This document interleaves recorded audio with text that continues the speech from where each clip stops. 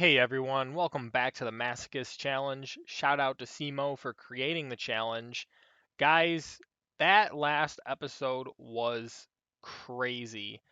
And as you can see right here, this video has done the best on the channel so far. This video blew up for me more so than I was thinking it would have, but man, we were under the 3 day mark and the video had hit over 800 views. And I mean, that's huge for this channel. So like, thank you for all who tuned in. Like I know a lot of people just kind of stuck around to, and like skip forward to see what card we had pulled, but it's helpful for the channel. It helped out the algorithm. But for all those people who, stuck around and watched at least a good chunk of the video or all of the video, thank you so much. It means the world to me that you guys enjoy this content. And as long as you guys keep coming back for more, I'll keep cranking these out, the best that I can. Unfortunately, we have once again hit the uh, monthly reset. So we are going to be dipping back down Silver 5 again. I know we just got back to gold, but it is what it is. Again, our decks right now, like, they're really not capable, I don't think, of getting to platinum just yet. Like our strategies are decent, but like we're not like pulling anything super crazy and like just cohesive to get us that far, I don't think. I could be wrong, like uh I think at some point soon I want to like review all the cards, maybe like put out a card list, and if anybody sees a strategy that I'm just not seeing and can possibly compile a deck that should work better than anything that we've been using thus far, to prove me wrong, like that'd be great. But right now, I honestly don't mind going back down to silver again, grinding through, getting some wins, getting some more packs, see if we can pull anything better. Right now, once again, as you can see, we are going to test out another new deck this episode. Recently, I've been really just wanting to switch it up and play with cards that we have pulled that we haven't really used yet. So I've compiled the Warrior pile for us. I'm calling it the Warrior War because we're really just running a bunch of Warriors with a few exceptions. Um, of course, we've got our Bastille card. That's not going anywhere. We are bringing back Danger Thunderbird just because we do have like a couple special summons here that we need. Um, but again, a lot of these cards are just warriors. Fire Hand, that's in here because we need removal. Of course, we have our Polar Penguin, level 3 tuner. Our level 4 tuners. I think I'm only running 2 of the 3 level 4s. We're running this because it's like a soldier at least, but at least this effect is potentially useful. And of course, this thing's effect is useful for getting synchros back in, but we're not running the Scrap Beast just because it doesn't have an effect that's useful for us. So the level fours, these 2 level 4s at least have something that we could potentially run into. Hyper Hammerhead, of course, just good removal, and of course, are bringing back the Drillfish. But like everything else in here, mostly the warriors are light warriors, so it's kind of like a light side chaos deck minus the darkness. Like we have a couple dark in here, but not that much. Um, but Bastille can target any of our lights. We have this thing that we're running as one of our bigger boss monster beaters. We're bringing in our Blackluster Soldier that we pulled because why not? Can banish one. This thing we should be able to do something with. But our staple traps, our staple spells, we did put the lightning blade back in because we're gonna have a ton of targets for us to equip this to, so that'll be helpful. Of course, our standard extra deck for the most part, with of course the inclusion now of our Nightmare Unicorn. So that's probably enough said about the deck. Let's just go jump into the duels, guys. Let's get rolling. All right, we won the coin toss. We're going first. I did test this deck out a couple times in the solo mode, and I also did run it on casual play because casual play obviously doesn't get us anything. just to see how it would fare up against real players, and it actually did pretty good against one duel. So I got high hopes for this deck. I think it might do a little bit better than the last deck we were running, but we'll see. We are going to bring out our Codebreaker 0 day.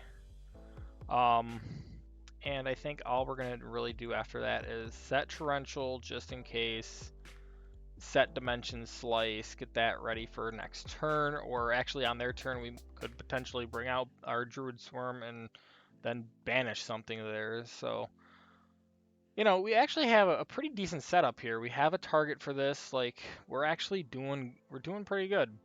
Codebreaker 0 day is actually a pretty good, at least a good beater, but it does have a fair effect if, you know, links come into play.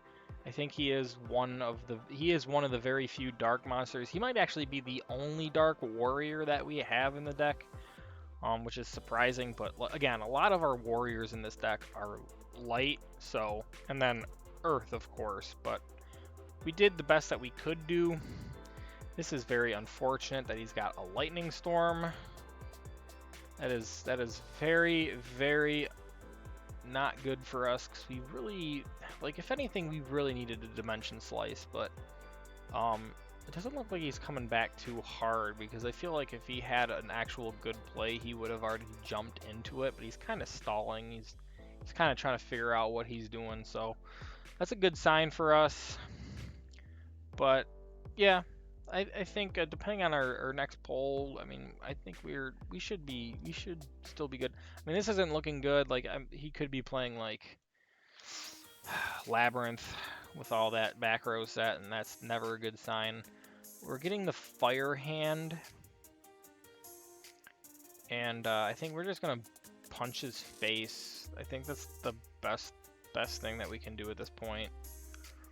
Hopefully do enough damage. He is going to play the Goes in match. All right.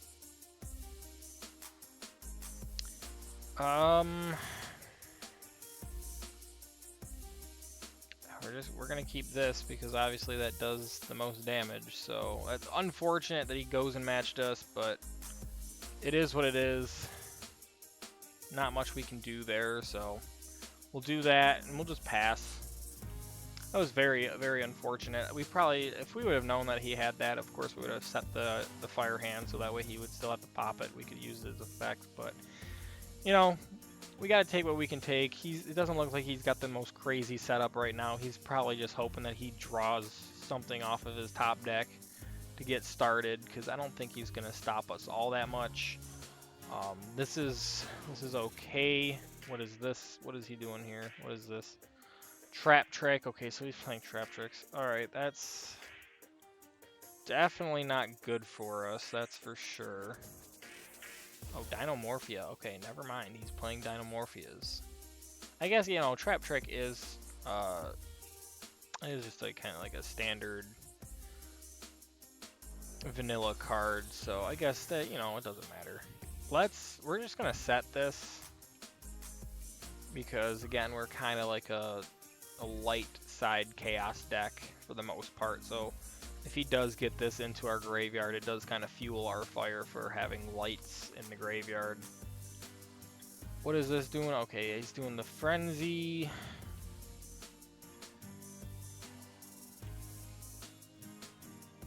Okay, that's fine. Okay, well,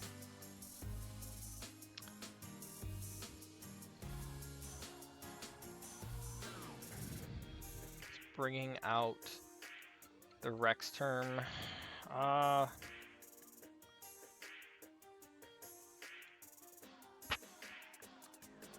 That's interesting. Funny thing is we do actually continue your main phase. Yes, please. I have a plan here. Activate our Bestial. We're gonna bounce this thing. Bring out our Druid Swarm, attach the rod to it.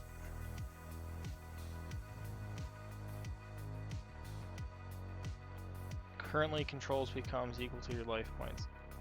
Okay, that's nice. But that's not going to be this. Then we're going to activate this.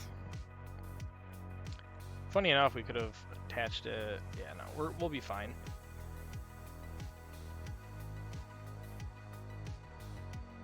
As long as he doesn't have a response to this, we should be okay to pop him with our Bestial and then attack direct with our Warrior. And that'll be game at that point, because our Warrior is exactly the amount of his life points, and we're already going to be doing damage with this, so... Alright, perfect.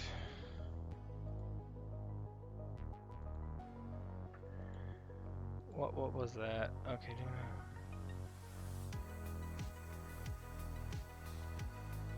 Okay, that's a little unfortunate. That's actually really unfortunate right now. That's actually really annoying too. Okay, well, I guess we can't do anything.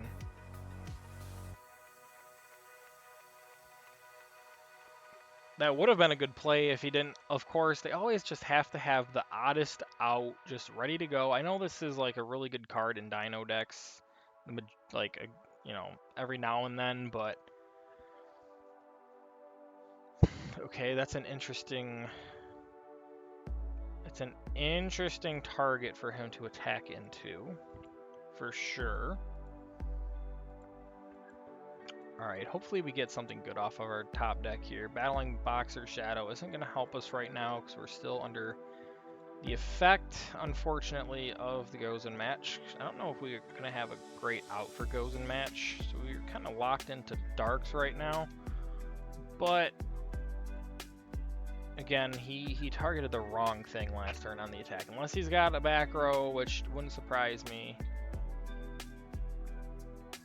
That also, you know, that's also a thing. But this is still going to pop his creature, so that's cool. Main phase. I think we're just going to wall up right now. We're so close to getting him. I have the perfect solution in our deck. I know I didn't go over the full deck with you guys, but I didn't really see the point. I just wanted to kind of jump in. But, you know, we took the best warriors that I thought were the most useful for our strategy, and then had a couple other interesting ones sprinkled in. We have Cyber 2/2. If we draw Cyber 2/2, we win, because this thing can attack our opponent directly if their monster's attack is higher than this card's. It's only 1,000 attack, so, like, that's more than likely going to be the case. If we draw that. That's like our saving grace right now.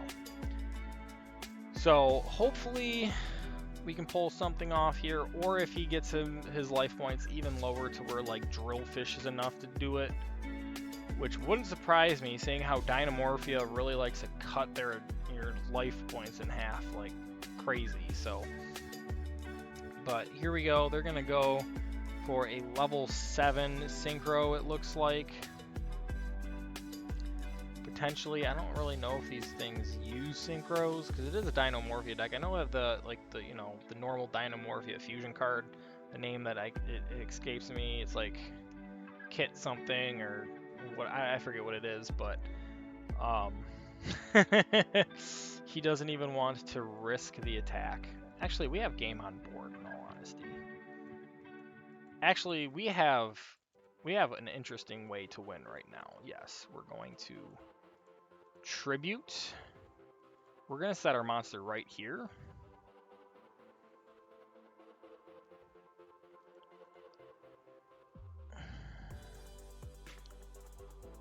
Of course. He just has to have the Solemn. Should have did it the other way. We should have just flip summoned. We should have just flip summoned. But it doesn't matter. Like, once again, he is dangerously low for a must. Just breathing on him with any card at this point that we pull. So, and he actually doesn't see this coming. This is why we have this card in here. and if he doesn't have a response to this, as long as I don't have to put this in defense mode, which it doesn't say that that's what has to happen, we just won. So this guy might have just DC'd. All right, there we go. Replay and lose. Because you still, I don't know, they might get the choice to still undeclare their attack. Okay, yeah, okay, that's fine. It's fine.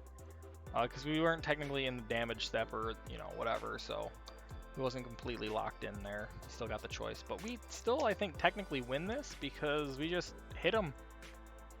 Unless he's got another card. And we're going to play it safe this time. We're not going to summon our other warrior here. Ferret Flames. This is why we didn't do what we did. It's fine. It's fine. We're just wasting his back row at this point. Eventually it's going to catch up to him. Main 2. We summon this.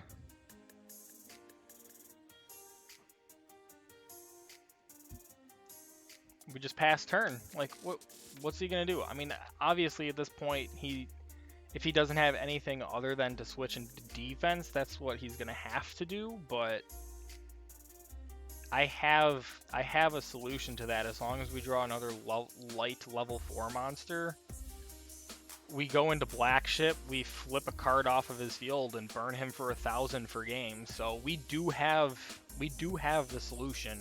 He actually can't wall up. Again, his back row kind of, you know, if he has another Solemn Judgment or something like that. Okay, that is unfortunate. That is really unfortunate, but we are going to go into battle.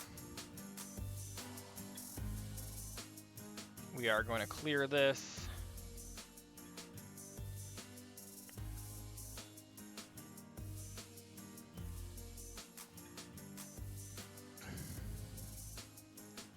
And we're just gonna end turn. He thinks he's got us walled off right now with this, and that's what I want him to think. Because again, all it's gonna take is another level 4 light monster. Let's check. Yeah, I mean we have Constellar here. We can't get Photon Thrasher out, unfortunately.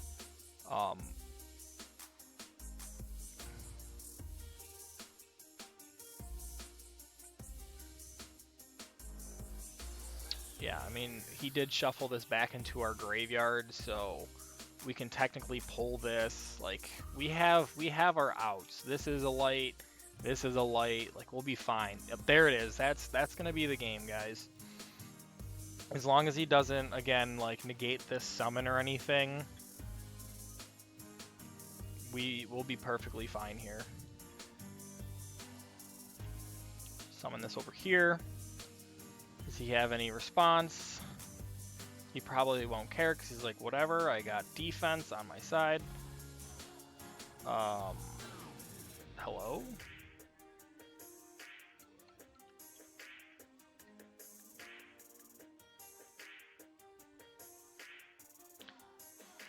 I don't know why we can't go into this. I mean, we're technically sack 2 for a whole new monster, but I guess that's not how that works, so that's unfortunate. That's really annoying.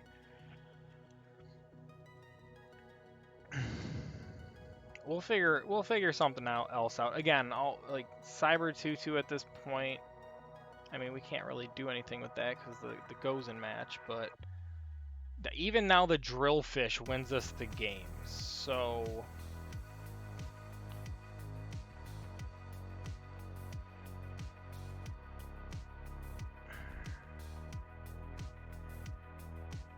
it's a very odd number to have for an attack, my dude. Go ahead, go right ahead. Wipe me off the face of the earth. And all I need to do is grab a Drillfish or a Cyber 2/2. And we just win. Is there anything else? Like, I can't remember everything that I have in this deck. Is there anything else that we can... I mean, back to square one? That wouldn't really help us all that much. Ferret Flames, of course, bounces everything of his away. So, like, that would be great. Lost Wind, cut his attack, and then we, you know, I don't think that would be enough quite yet. Okay, he is bouncing his Dynamorphia off the field. Yeah. Katatrina, or whatever it is, going into that. Continue main phase, yes please.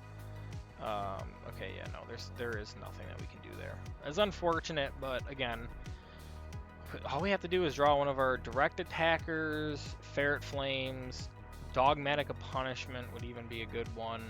Like we have ways of dealing with this.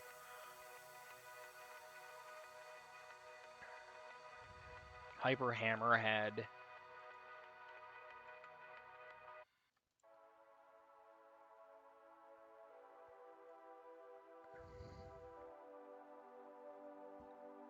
Okay. I don't think I've ever seen a monster have 25 attack before, let alone 2. That's actually kind of funny. Again, of course, if we get, you know, it's not going to matter because they're attacking us right now, but technically, if we got another light monster, we could have went into Unicorn, of course, but not going to happen here. So, but again, we have ways of dealing with this stuff right now. We're just going to change this to attack and or defense, I should say, and we're going to end turn. We're just stalling for time. This duel should have been over a long time ago. Like, if it wasn't for him just having every single out, again, it's just one of those situations where it's like, yep, we're looking good, and then it's like, oh, they just so happen to have the out.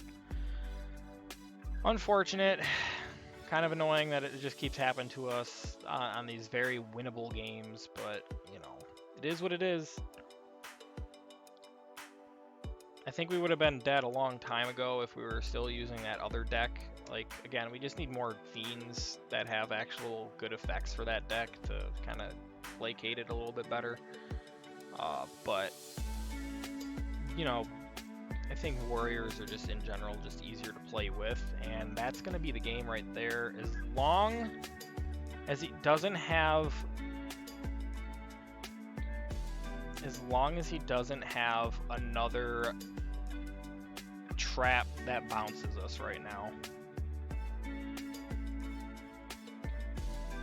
If he has another trap that bounces us, he wins.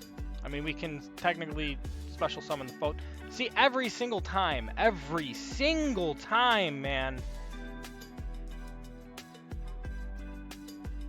We're gonna special summon this out.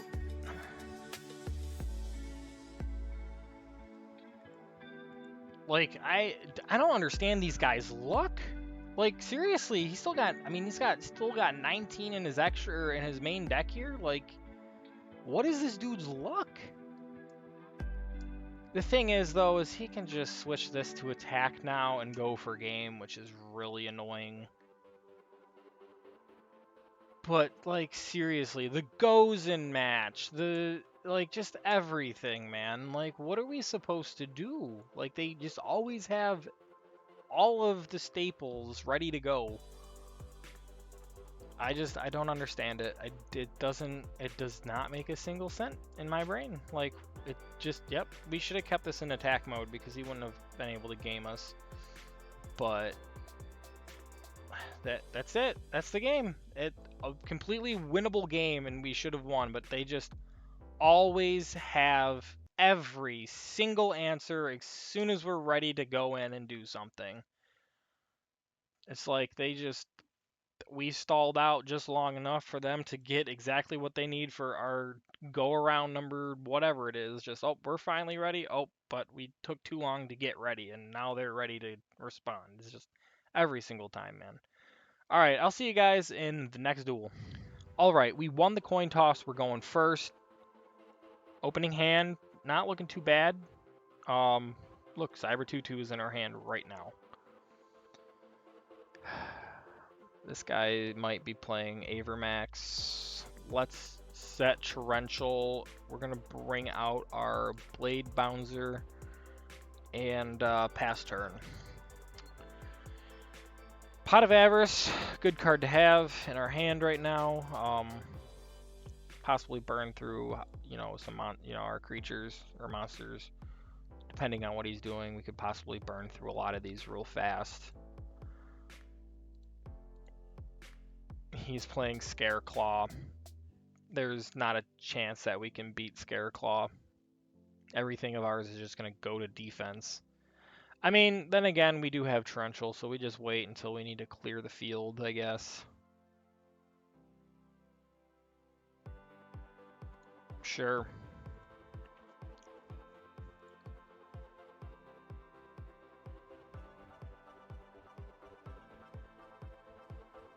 Nope, we're gonna wait on that. And Mech Knights. Scareclaws and Mech Knights. Interesting. Okay, sure. Nope, we're waiting. Okay, he's at Punks, Scareclaws, and Mech Knights. Is this dude, like, a Masochist as well? Because, you guys tell me if that's, like, an actual, like, fusion, like, you know, supporting deck. Like, this doesn't make any sense to me. Like, most of his cards are Punk, so I highly doubt he's a Masochist. Like, he would have... No, there's no way. You know what? No, we're not doing that yet. Just let him cook. Problem is he could go into a Baron right now.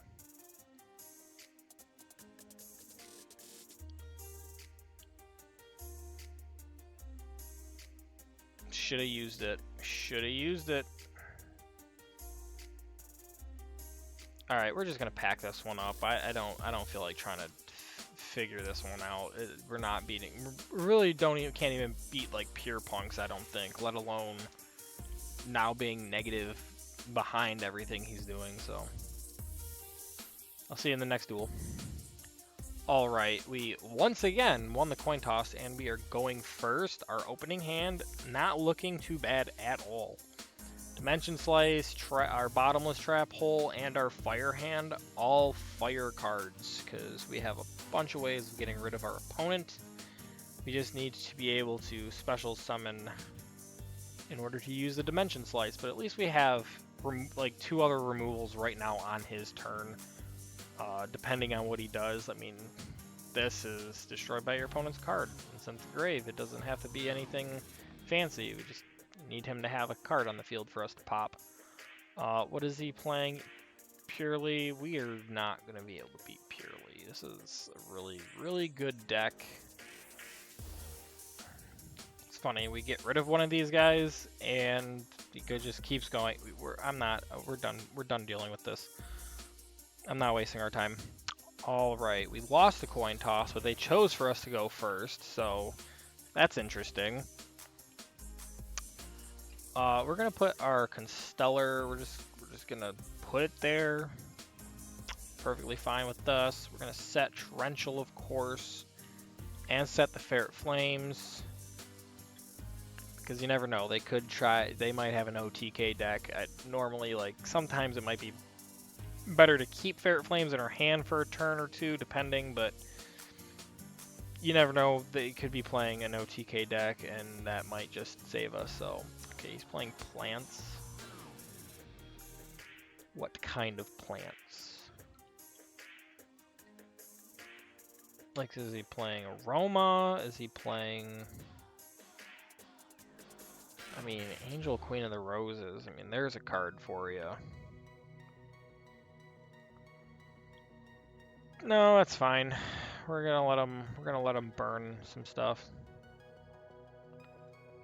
All right, he decided to pass turn. That was very nice of him.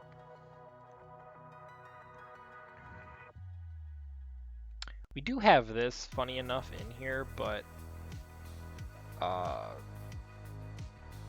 just because we kind of just needed an easy 1 tribute, and it's a light monster, so we are, funny enough, playing this, but we don't really have all that many great options. Like, again, we chose the best warriors that we have, and even like lower level warriors that you can just summon. Like their effects just aren't as good as this having at least a decent amount of attack for one tribute. And now we have one light monster in our graveyard, so we have that going for us. Obviously, none of his effects are going to come into play because we would need other elemental sabers, and the ones that we have, we don't have legally because they came from solo mode, so we aren't even running them in this deck. Unfortunately, there goes our monster to his cause. How long does this last? Once per turn, end phase, negate the card effect. Okay, that's nice. We are just going to wipe them out before they go into Baron, so there goes their normal summon.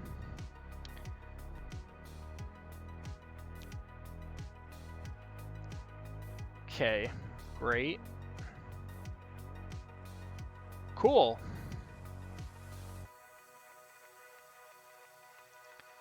That's alright. That actually helps us out, because next turn we get Hammer Bounzier on the field, and then we can actually equip them with our Archfiend's Staff and cut this in half and kill it, so I'm alright with this outcome so far. Hopefully it doesn't come back to bite us in the butt.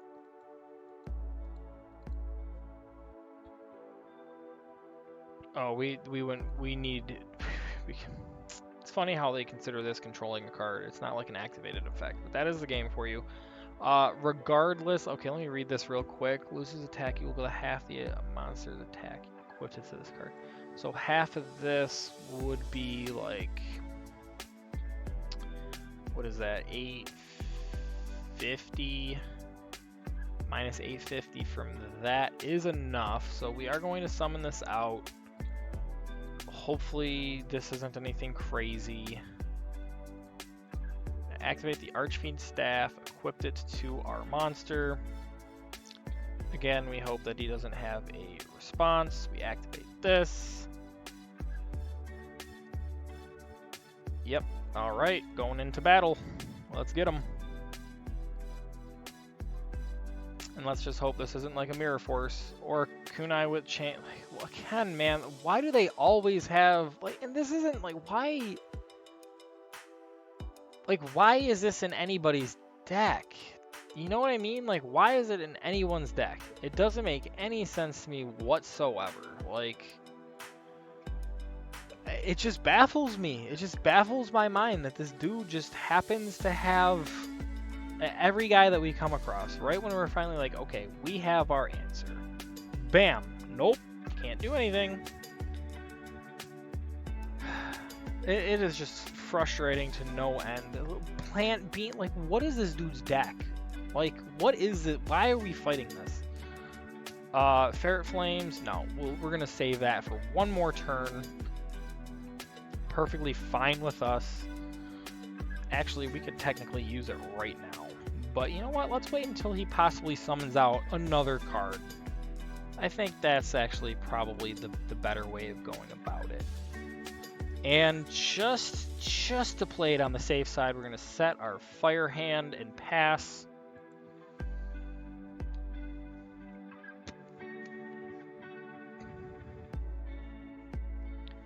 Because you never know when they get something else up their sleeve. No, be my guest.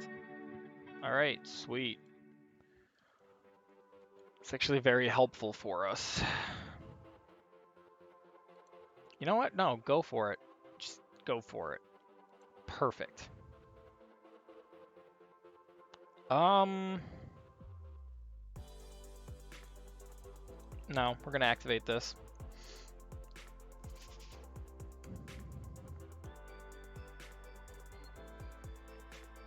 Alright, this is our comeback right here. This is our comeback right here. Come on, give us something really nice. We have Gaia. Gaia's a decent pull for us. We are going to summon this out. We're going to flip the Fire Hand. This is 32. So that is definitely our best play. Main 2. I don't really see a point in going into like Black Ship or our Sioux Ship, so We're just going to end it there. That's perfectly fine with us. All right, this is our comeback, guys. As long as he doesn't, you know, repull some crazy special summon, it's way bigger than us kind of situation, and we're looking pretty good. All right, Lost Wind, that's a great card. That is a great card for us. We're gonna set this. We're actually going to summon the Bouncer. We're gonna get rid of the Gaia because it's actually helpful in our graveyard. Go into battle. We're gonna swing over this because we don't need anything that's gonna be super higher than, like, we don't want to crash into like a 2k defense wall. We do not need to lower our life points lower than they already are. So, all right, we're looking good. This is a good comeback. Lost Wind is just phenomenal, sitting in our back wing here. I think we actually have our first win of the episode coming up right here. Okay, unfortunately, there goes the Lost Wind. But, like, what was he going to do at this point? Of course, we don't know what that back row is. If that's, I swear, man, if that's like a Drillfish is a wonderful pull. If that is like a Mirror Force or something, I'm going to be perturbed in so many different ways. Let's get this. We pop this. We swing with the Fire Hand. It doesn't look like he can stop us. And we got our first win of the episode, guys. Let's go. All right. Road back to gold. Let's go. We're going to try to get as far up to gold as possible in this episode. So, all right. I will see you guys in the pack opening. All right, guys. Here we go. Let's get this pack. Let's hope that we get at least some good cards out of it, either for our main deck or maybe get like a cool warrior for this deck would be pretty sick. First card here is a Harpy Ladies card, so we're not playing Harpies. Nothing that we're going to use that for. Fortune Fairy Hue, or Who, or whatever. When you draw this card, you can reveal it special summon from your hand. That's actually nice. If this card is special summon from the hand, you can target one of your banished spellcaster monsters, add it to your hand. You can only use this once per turn. That's actually pretty good. If we play like a spellcaster deck, I mean, we don't technically have to use that part of it, so it's still kind of like a good just to have a special summon. So I don't know. I might come up with another like special summon from a hand, that kind of thing. We'll figure out something to do that.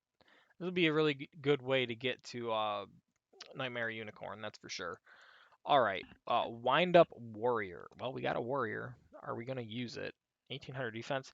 You can target one face-up wind monster you control, increases level by 1, and its attack by 600 to the end of the end phase. This effect you can only use once while this card is face-up on the field. I don't think we play Wind Up Warrior, guys. I don't think we're actually playing any wind monsters, so that doesn't really help us. And if we are playing any wind monsters, it's like one, so we would have to have like both of them. This isn't gonna do it for us right now, unfortunately. Nine-tailed fox. Well, that's really cool art. Good attack. It's zombie. You can use if this card is in your hand or graveyard, you can tribute 2 monsters. Special summon this card. You can only use the effect of this once per turn. If this card was special summoned this way from the graveyard, attacks a defense position monster, inflict piercing damage. If this card is destroyed by battle or card effect, it's into the graveyard. You can special summon 2 fox tokens. I mean, this is pretty good, but I mean, getting it to the graveyard, getting 2 tributes, like I don't know, it's a gimmicky kind of getting it out. Like if we had a good way of consistently getting this to the graveyard to utilize that effect, like that's pretty good. But I don't think we have the greatest way of doing that right now. Revendread. We're not playing Vendread cards, so this doesn't really help us. I know this is a ritual, so we might have a one ritual. I'm not sure if the one Vendread card we pulled was the ritual monster, but I just don't think we play it. Banquet of Millions. Now that's an interesting card. Banish any number of cards from your extra deck face down, and banish the same number of random face-up cards from your opponent's extra deck face up until the end phase. If we were playing some sort of banishment strategy to where like we had like a Gren Maju, that would be helpful, but we don't. We don't have any cards like that that would benefit. Dragon made Nudir Dragon made Nudiral.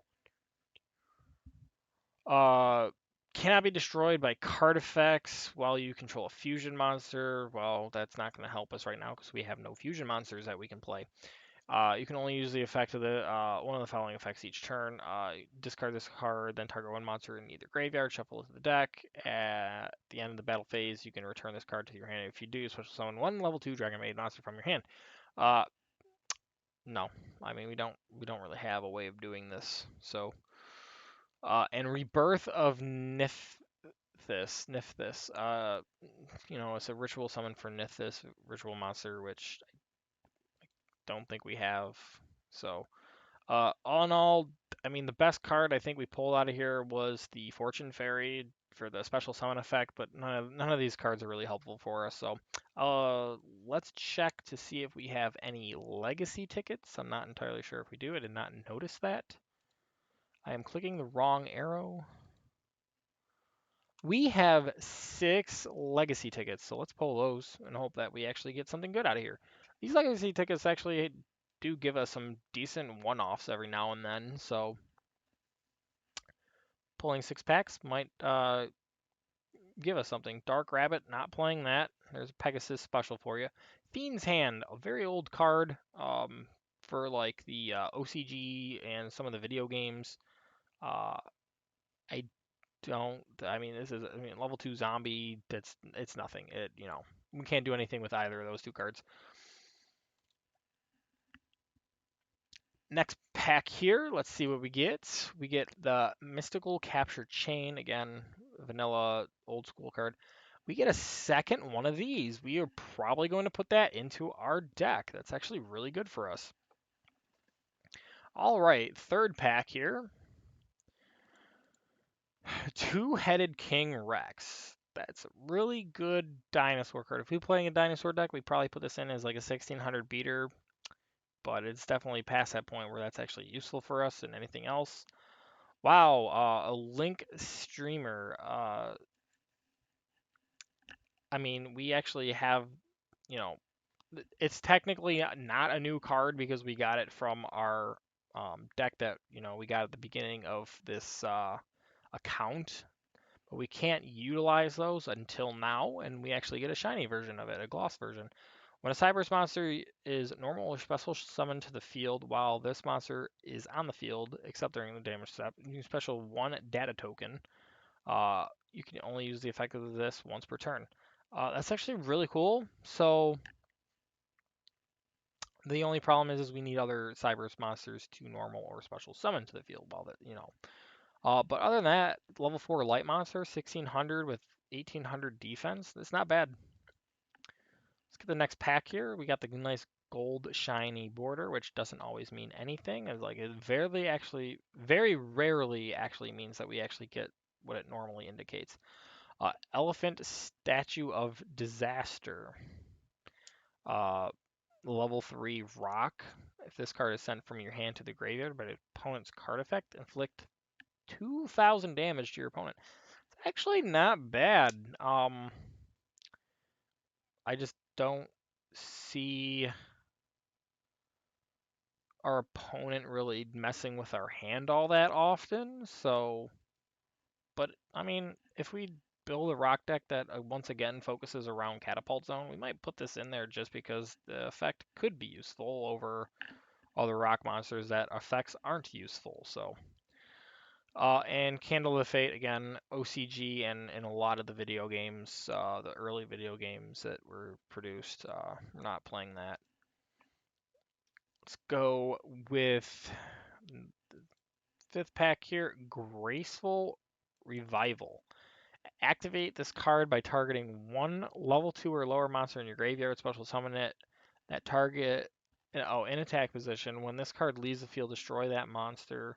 When that monster leaves this field, destroy this card. So it's like a worse version of Call the Haunted. because it is specifically a level 2 or lower monster instead of just any monster. So, interesting. Not going to help us. And once again, we have very old. I always thought this card looked cool, but it's level 4 water monster, sea serpent. Again, doesn't really help us in anything. So, and our last pack here, let's get it. We've got shiny Black Sea.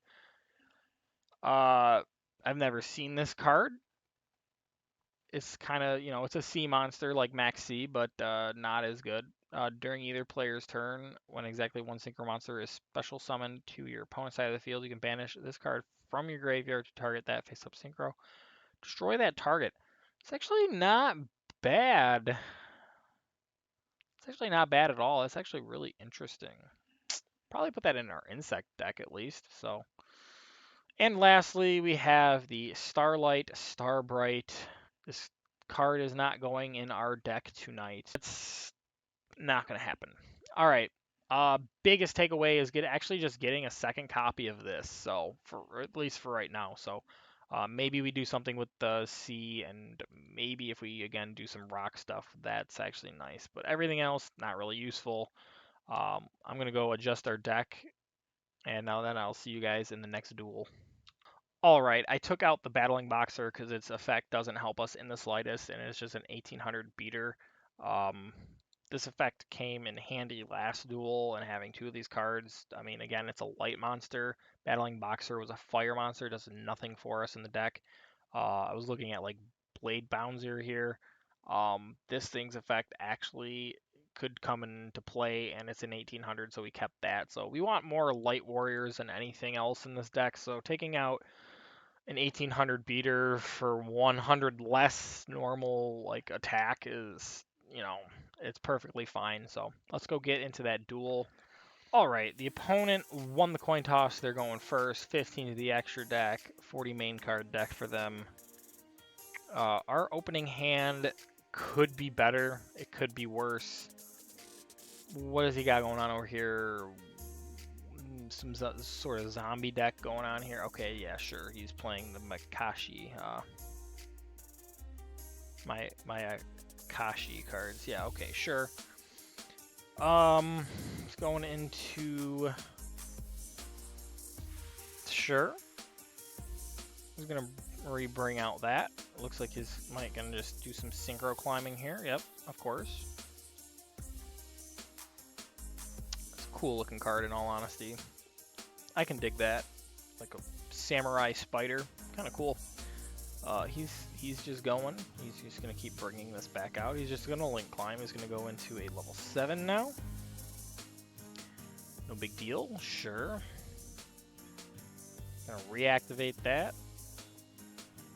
He's just climbing.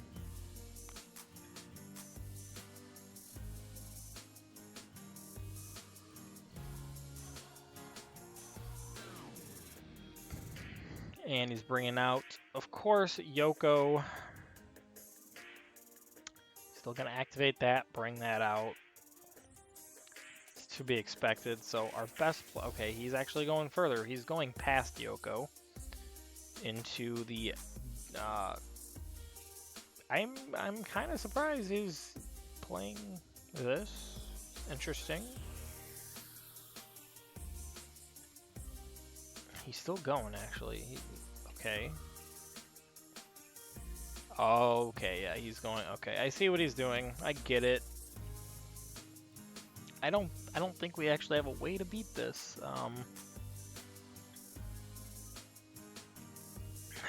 But we're gonna try. We're gonna try our best here. But he's going to go all the way up to the final form here, so that's gonna be pretty problematic for us. That's what I'm kind of concerned about here. Yeah, there we go. Absolute 0. If you control only one absolute, negate any activated effects of your opponent's banished monsters. Okay, we don't actually like banish anything. Monsters.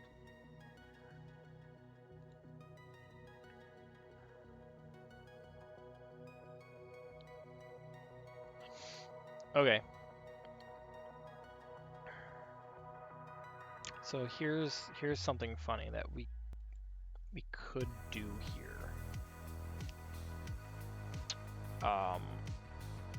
We can special summon this, right?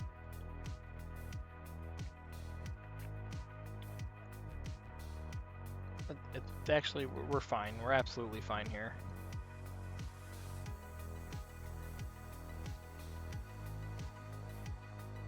We are 1000% fine here. As much as, you know, Yugioh is a good card,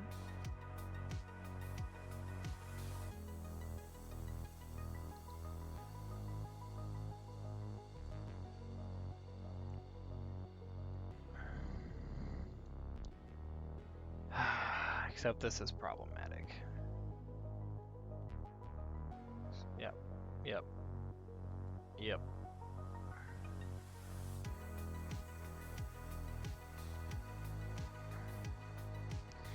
All right, we're just gonna go. I knew this was a bad idea. All right, we won the coin toss. We're going first. Opening hand could be better. I mean, don't want to use that. We're just gonna set this. We're gonna set Lost Wind, and we're gonna see what they're playing before we go too far. I mean, from all of the visuals that I'm looking at here, he could be absolutely playing punks. So, I guess we're gonna wait to find out. But and he's playing Kashtira. Is that a quick effect? No, it is not a quick effect. So you know what? No Kashtira unicorn effect for you, sir. Deal with it.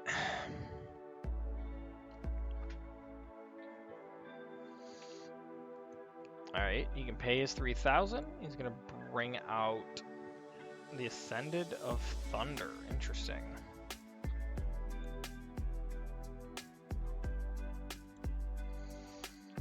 It's alright. It's alright. Bringing out Rise Heart, of course.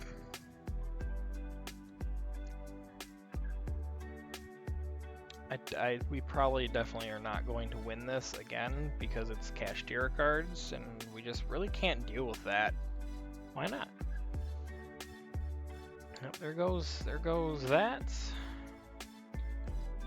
I don't know why he's doing this. He's already got game on board. We're moving on. I'm done playing around with idiots that decide to waste people's time. All right, our opponent won the coin toss. They are going first. And I have a feeling we're fighting self-decay because my biggest indicator here, all of the indicators are here. So this is definitely going to go into our self-decay bank, or our bot bank, I should say. Because fighting bots, we are saving the wins up from fighting bots, especially the self-decay ones, because they're just free wins.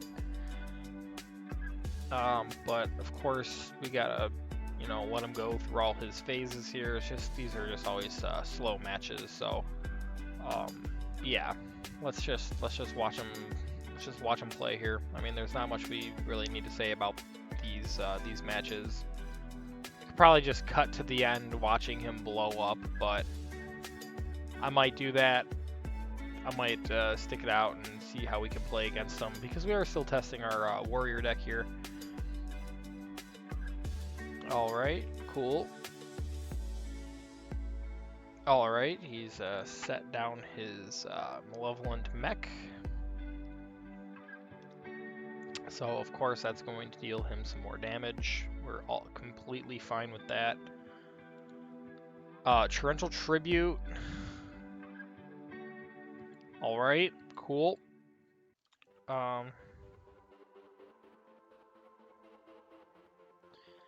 Doesn't really help us. I mean, our best summon here is going to be the Hammer Bounzier, and just gonna go in swinging for 23.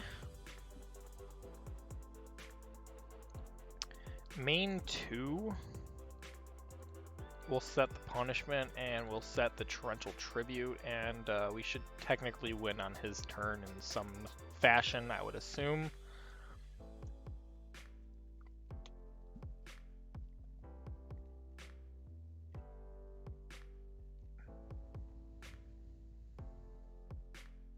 He's going to activate his trap, sending 3 and killing himself. So there we go, and there's another win for our bot bank.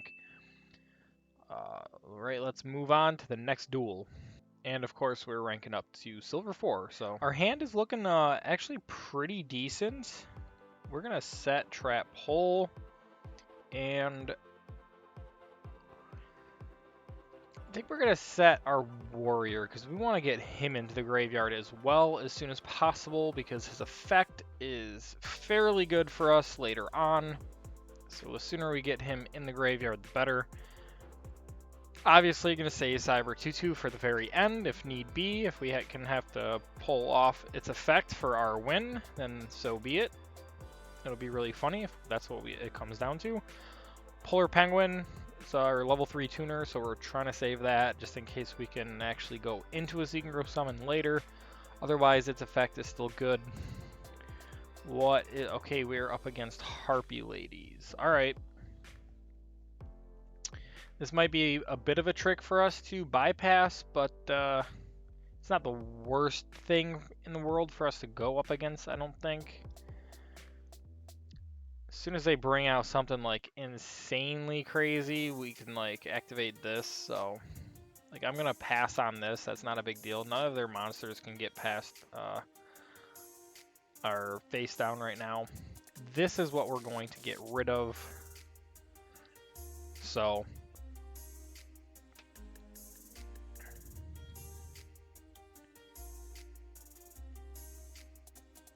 okay, that's fine. We're perfectly fine with that.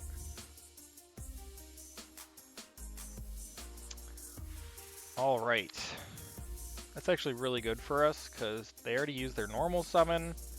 Unless they got a spell that's going to help them special summon, they really can't do anything else this turn other than set cards in the back row. So we're looking pretty good. Outing Cyber Slash is actually really good for us. We're going to pull an Elegant Egotist from the graveyard, so they might be able to reuse that coming up soon. So we got to be mindful of that, but we at least know one card in their deck, or in their hand, I should say. Back to square one, really good pull. We're going to go into our Constellar Knight here and just swing for 17. And we'll just end turn there because there's not much more we can do. Next turn, depending on our draw, we probably reset the Shield Warrior. Probably be the best course of action because again, we do want to get that into the graveyard. But we also don't want to take damage while doing so. Alright, it looks like they bricked, which is wonderful for us. Alright, that's pretty good for us. If we can get a light monster of our own into the graveyard, then that's great. Yeah. Otherwise, we're just going to set this. We'll go to battle. We'll swing again for 17, and again we will pass. So this is looking really good for us. Harpy Ladies deck, I mean, we did kind of throw a wrench in them pretty quick there with that bottomless trap hole. So it looks like they're just bricking hard. It's like Brick City for them over there. They might as well start building a house with them because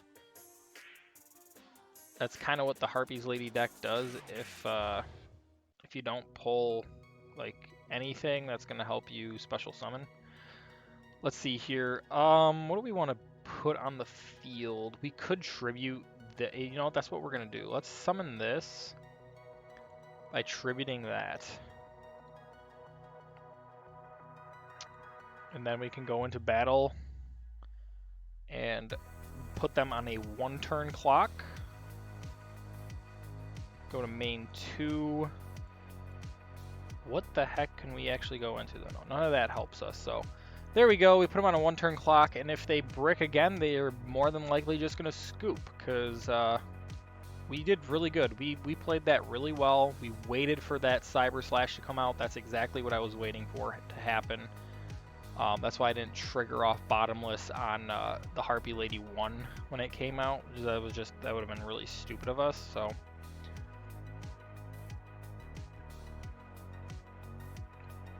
Alright, they're kind of popping off, and they're now getting hunting ground onto the field, so that could prove problematic.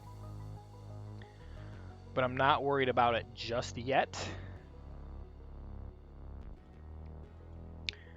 We do have to worry about things like a mirror force. Like, I could definitely see the Harpy deck running that. Dimension Slice is pretty good. And what we're going to do...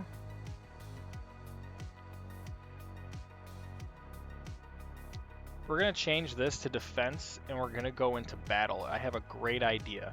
If they have the mirror force... Okay, there we go. We've got it. Awesome. Whoo! That is a well-needed win for us. That is for sure. That is for sure. Let's see what we get here at the end. We're going to get 2 legacy tickets. We got 3 from our bot victory, so we have at least 5 to pull. I didn't want to pull them until after we actually went to go pull a master pack. So let's go pull us that master pack first. And then we can move on to the legacy tickets. All right, here we go. Ooh, it's nice glowing gold, striking a lot of lightning, so that could prove nice for us. All right, we got an ultra rare, so that's pretty sweet to see. I'm going to start over here. We got a super heavy samurai security. I'm not even going to worry about super heavy samurai stuff because we just don't have enough of it to care to build a deck out of it. So core overclock has to do with the Kokai monsters, and again, we're not running that deck or strat, so that doesn't really have any bearing for our deck at all right now. We're going to now start over here. The Ignite Lancer, that's pretty cool, is a warrior. All this card is in your hand. You can target 3 Ignite monsters, or Ignite cards you control, destroy them, and if you do special summon this card. We're not playing enough Ignites to put this in our deck. Maybe if we have enough, we could, but we definitely don't have enough to like hope to draw all 4 cards needed, so we're gonna just pass on this for now. The Umbral Horror Ghost is a fiend, so let's read this. During the main phase, you can special summon this card and 1 level 4 or lower fiend monster from your hand. Wow, that's really good. That'd be really good for our fiend and fairy deck. You cannot normal summon or set during the turn you activate this effect. You can only use this once per turn. That's still very useful. So yeah, that's definitely going to go into our Fiend Fairy deck to update that deck to make it better. Terrors of the Underroot. Target up to 5 cards your opponent's graveyard with the same number of your opponent's banished cards. Banish those cards from their graveyard, and if you do, return those banished cards to the graveyard. That's really weird. That's really weird. We're not even gonna no. Assault Teleport. Shuffle 1 Assault mode monster from your hand into the deck to draw 2 cards. I don't think we have any Assault mode monsters, let alone enough of them to have this be consistent. So, I mean, that would be a really nice way to draw cards, but that's just not going to happen. And then we have Solitaire Magician. It is a spellcaster, level 4, 1600, not bad. Light monster. Once per turn, you can select 1 face-up Fortune Lady monster you control and 1 other face-up monster on the field. Reduce the level of the selected Fortune Lady monster by 3 and destroy the other selected monster.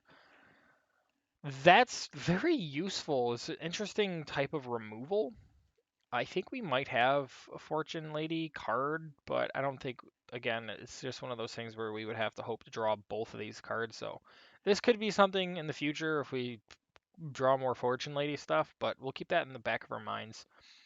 And for ultra rare, what do we got? Mist Valley Apex Avian, Wing Beast. Once per chain, when a card or effect is activated, quick effect, you can target 1 Mist Valley card you control, return that to the hand. If you do, negate the activation, and if you do, destroy it. Technically, you can just target this thing, but I mean, we would have to tribute to get this thing out, and that would just be kind of silly to then have to retribute to get it back out. It's cool, but no.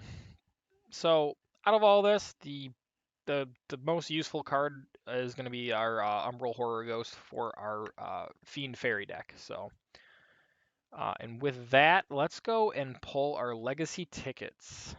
All right, here are our packs, and our first one is nice and shiny, even though that might not have any bearing on what's actually in the pack.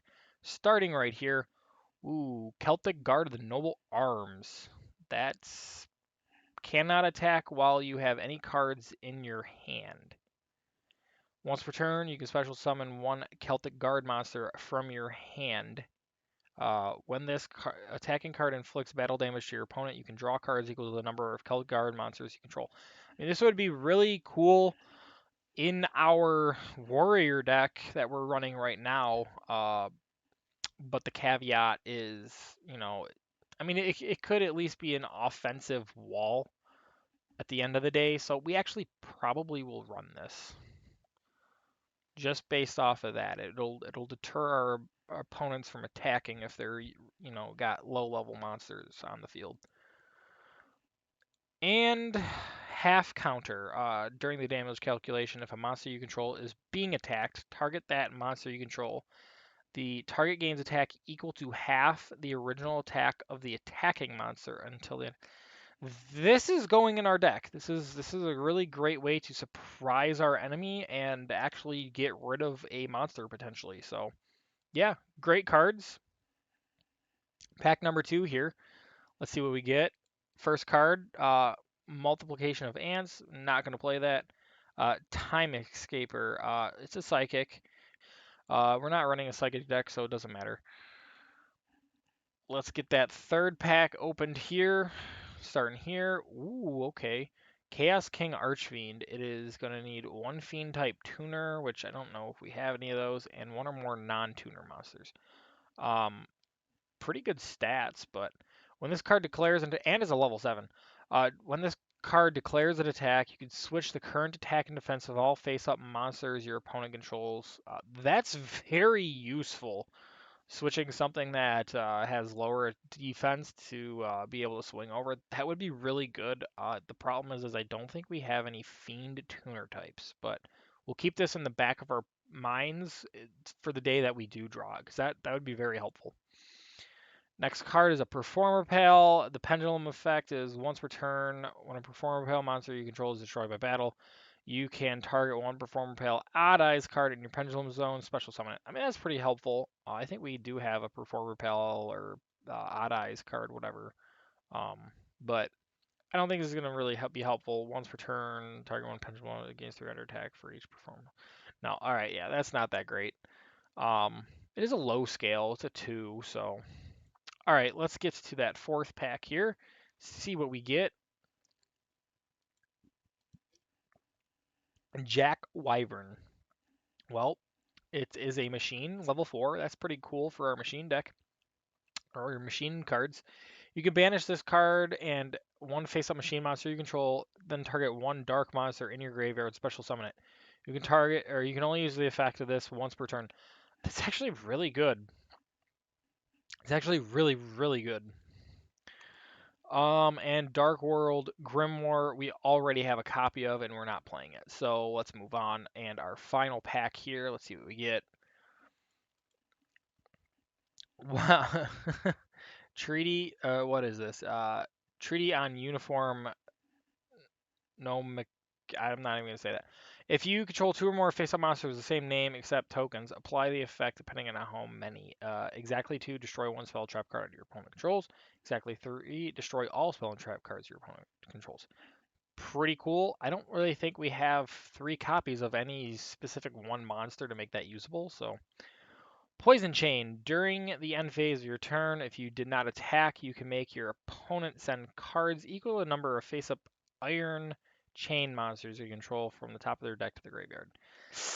Yeah, that might help our opponent, if anything, so we're going to pass on that. The top cards here, this has actually been quite a decent pack of cards to pull. The Jack Wyvern, pretty good. The Celtic Guard, pretty decent. This is really good for our, back of our mind cards to think about for later. And half counter, Really good, actually. That's really good for us. All right, I am going to go adjust the deck we are currently playing, and see. I'll show you guys the changes. All right. All right. This is what I did. I took out our Blackluster Soldier card for the half counter, and then I took out the Elemental Saber card. As much as the thing I really like about this, the art of this, I think is really sweet. It looks really cool.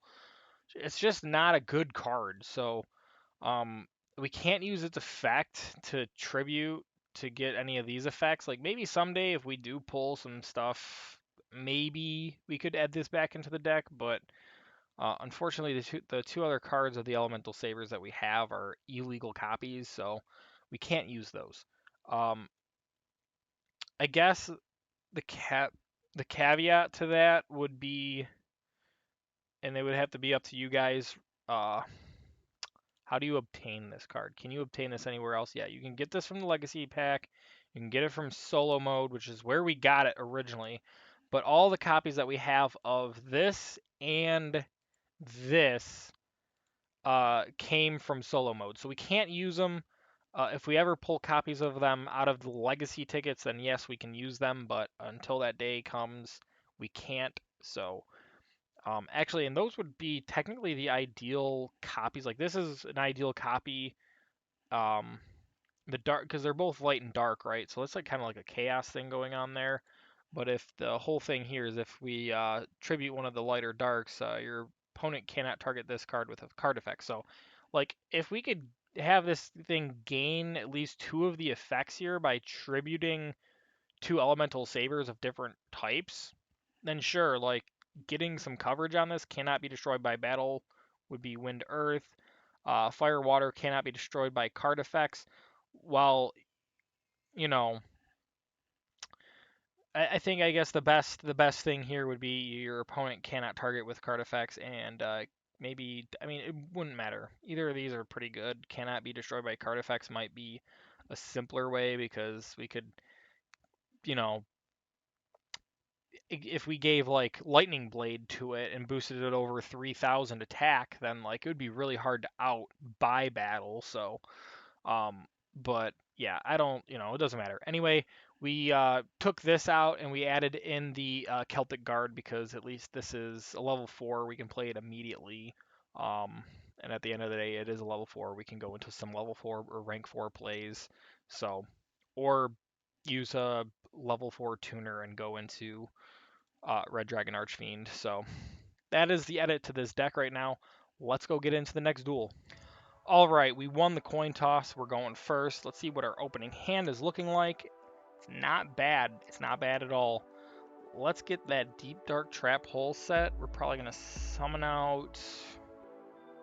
We'll definitely summon out the Photon Thrasher. Maybe we save the Photon Thrasher for when we have a play that we can go further with. That's probably the play. We got 11 to our opponent's extra deck and a 45 card main deck. Alright, yeah, once again, let's get Gaia into the graveyard as soon as possible, and we'll set the trap hole and we'll pass. The hopes is that we draw either, we'll see what they're playing, we could easily go into a rank 4 play next turn, or if we draw our level 4 tuners, we could go into a synchro play with the Photon Thrasher getting special summoned out next turn. That is the idea, but we gotta make sure that whatever they're playing isn't something that's just going to outclass us in any given way, shape, or form.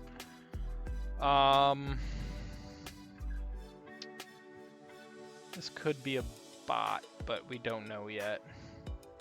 It's just taking them forever to do anything, so... Alright, the Dark Hole. Really cool. Thank you for getting rid of the Gaia for us. That's kind of what we're looking for.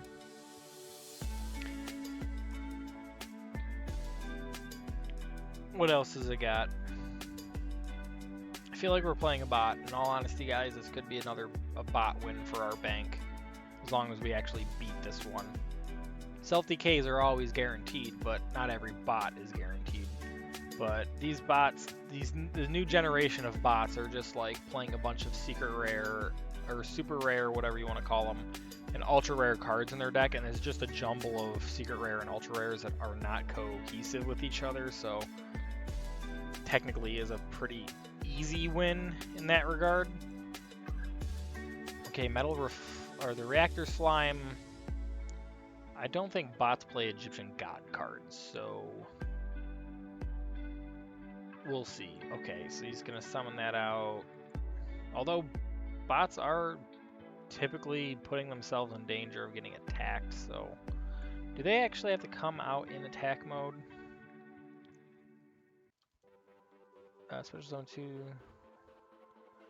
I mean, you would think you would have set him in defense mode if it wasn't a bot, so I don't know.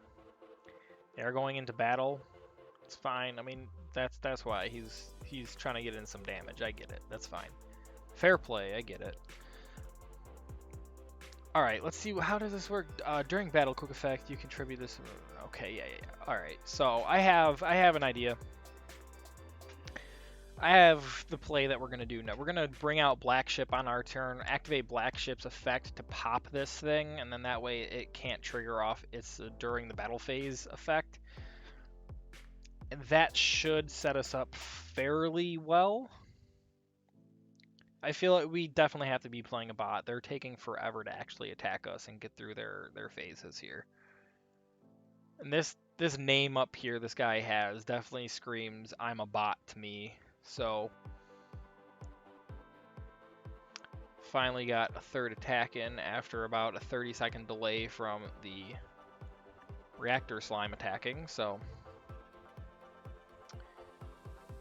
probably take him another 30 seconds to figure out that he's done with his battle phase. Yeah, this is definitely a bot. We'll definitely confirm the deck afterward, but this is just screaming I'm a bot. All right, we made it to our next turn finally. Archfiend's Staff of Despair. All right, yeah. So Photon Thrasher coming out, going into our Constellar, and we are absolutely going to go into our Black Ship.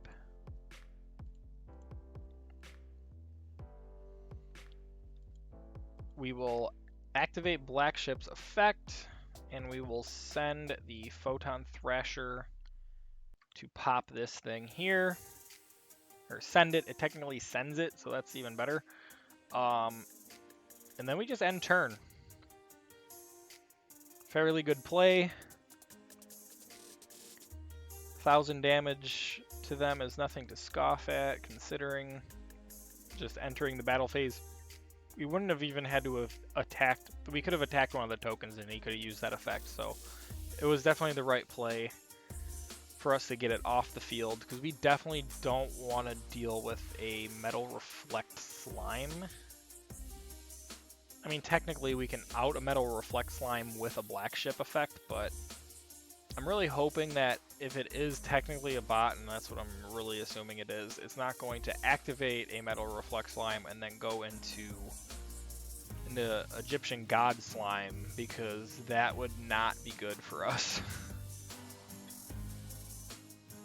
Alright, he's tributing.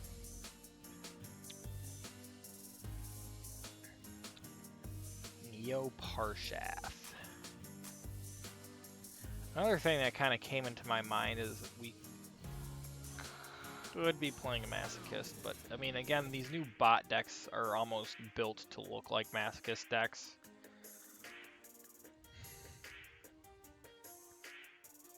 Unfortunately, he's going to go into the battle phase. Unfortunately, we do not have the out for this right now. Alright, it is our turn. Hopefully we get a good top deck here, because we are not looking very good right now otherwise. Please Penguin. Kind of the best that we've got right now. We definitely don't want to sack our Cyber Tutu. So that's what we got to do. mean, the good news is that we do have quite a few different cards that we could draw that would out this thing, so we're not, like, out of luck just yet, but this is kind of big for this deck of ours to try to deal with in a timely manner. Like, we would have to get another Photon Thrasher, another level 4 tuner, or a level 4 tuner, I should say, and go into RDA. He just sacked it, though. He just sacked his Neoparsha. He's going to bring out this, which is a special summon, so we do get to activate Deep Dark, and we just clear his board that way, so that's really good for us. He still does have a normal summon, though, so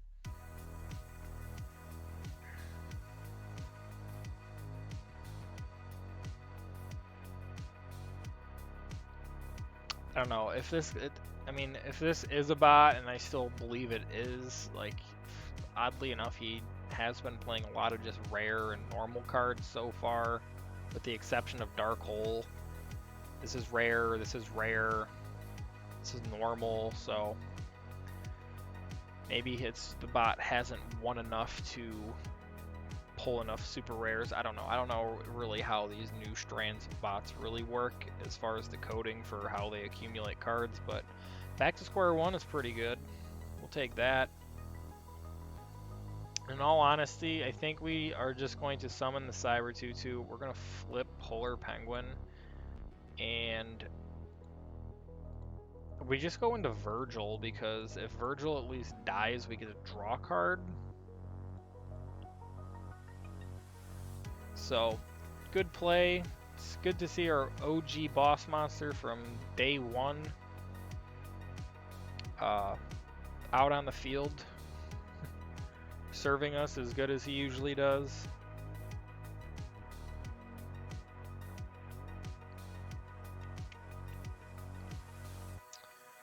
That's a scary thought, to see the bot have a response to us attacking.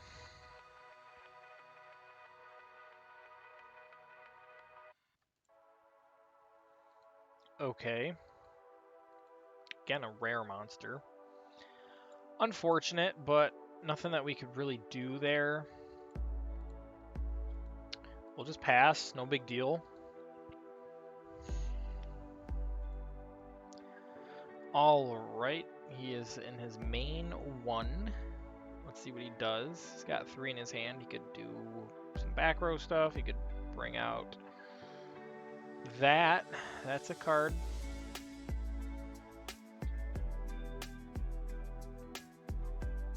Will he use its effect?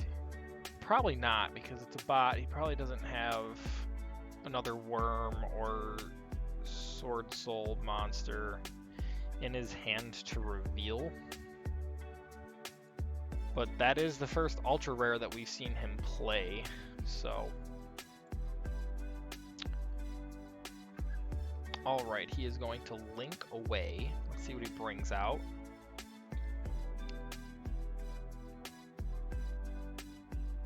Okay.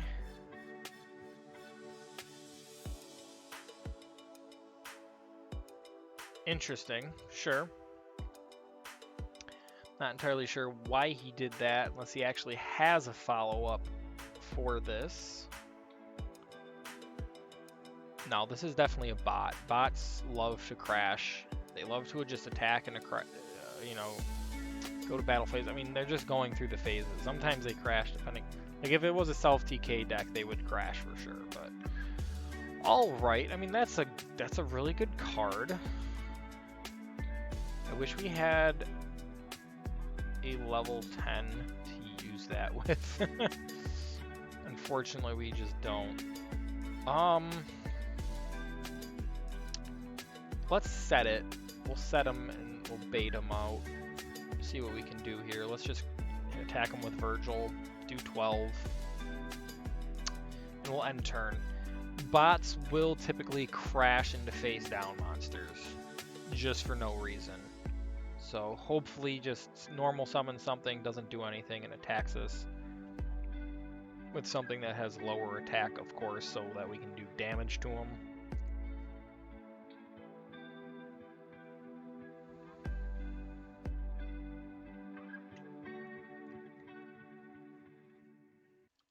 Alright, he's going to summon out the Holding Legs.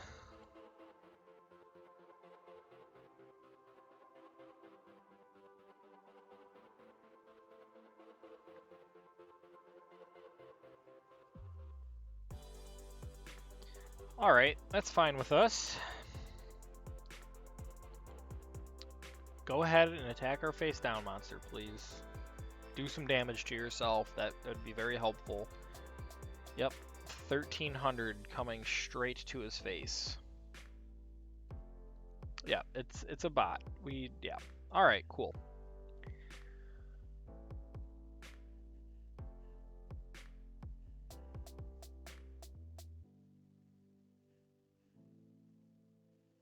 Or, okay.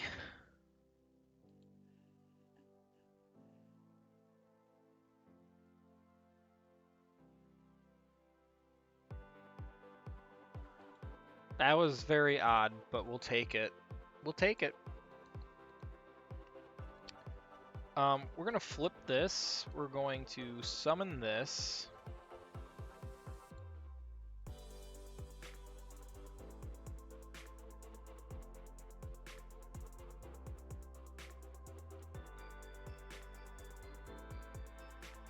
I forgot about that. That's no big deal. This is what we're gonna do. We're gonna actually just activate back to square one. We're gonna ditch the Archfiend's Staff. Pitch this. And then just go into battle. I forgot about that second part of that effect. We might, we're gonna have to take that out of our deck and put something actually useful in it. Maybe we'll, oddly enough, maybe we'll put the Elemental Saber back in the deck. Just because, like, the Celtic Guardian is better than the gold hero.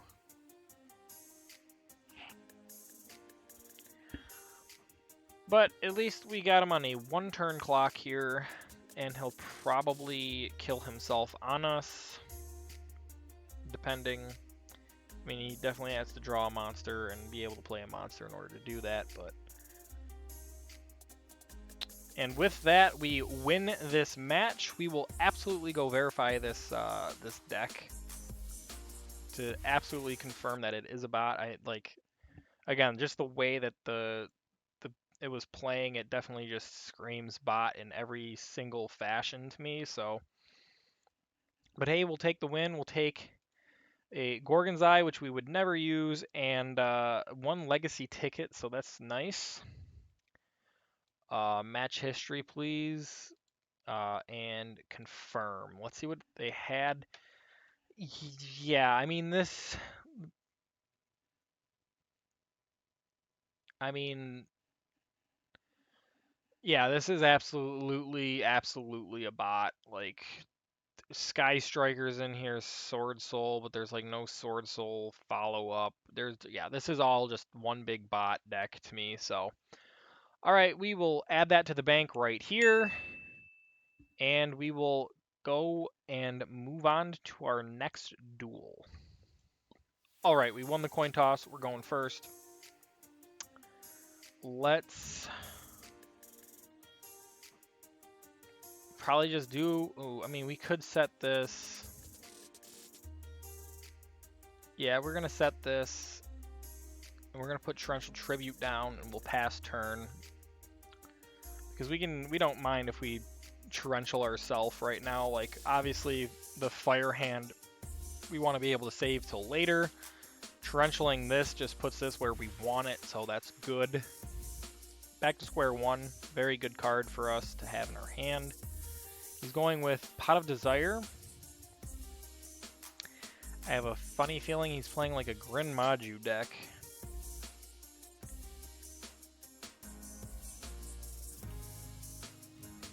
But that remains to be seen, of course. He's going to bring out the Unicorn. We'll wait. Let him set up.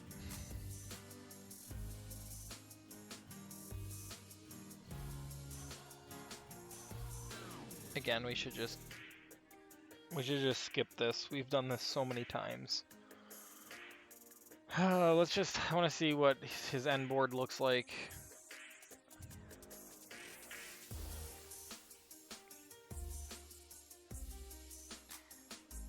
You know what? Let's just ditch him out right now. Let's just ditch him out right now. Get it over with.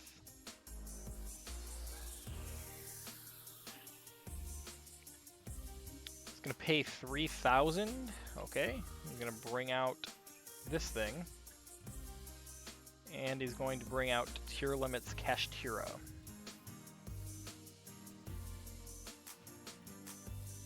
I guess we should have waited. Doesn't matter.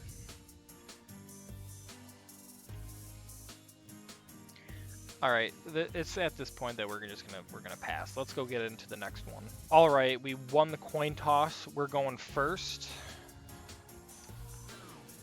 Our hand is okay, in all honesty. It's not bad.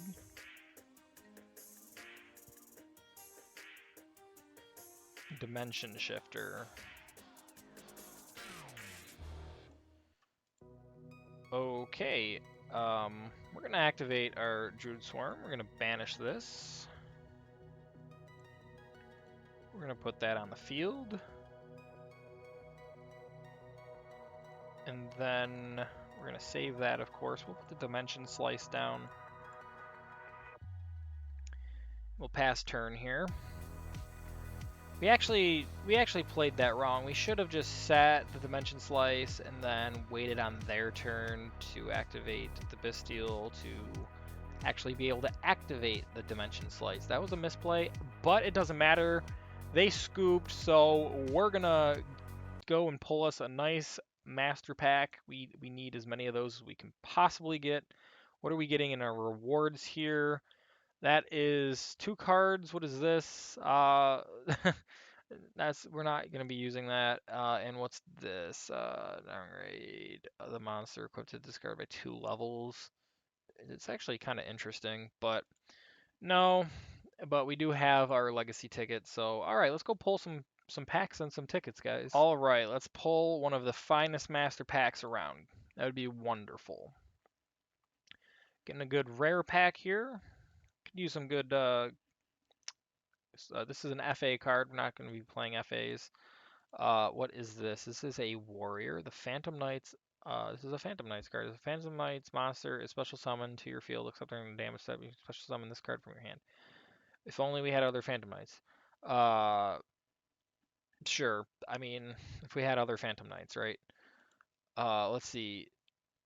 Tour Bus to Forbidden Realms is a fiend. It has a flip. Add 1 fiend monster from your deck to your hand, except a dark or light monster. That's interesting. We could put that in our fiend deck, maybe, depending on our fiend attributes. Orbital 7 is a machine.